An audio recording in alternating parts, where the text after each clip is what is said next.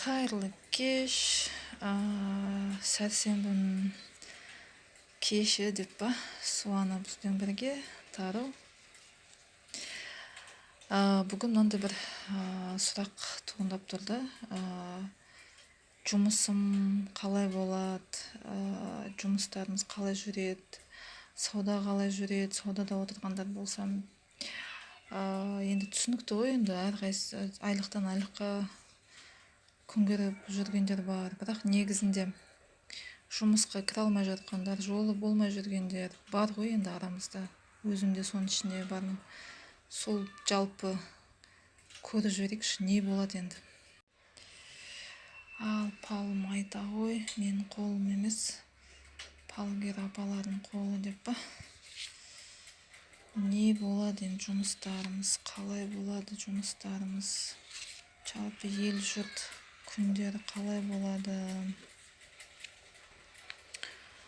Аванс айлықтар алған ау деймін, жұрттар бәрі үйлеріне тамақ апаратыр деп па.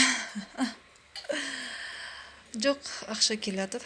Құдай қаласа ақшаларыңыз келеді, қарыздар берілмесе қарыздар беріледі. Біреуге қарыз болсаңыз қарызды өтейсіздер.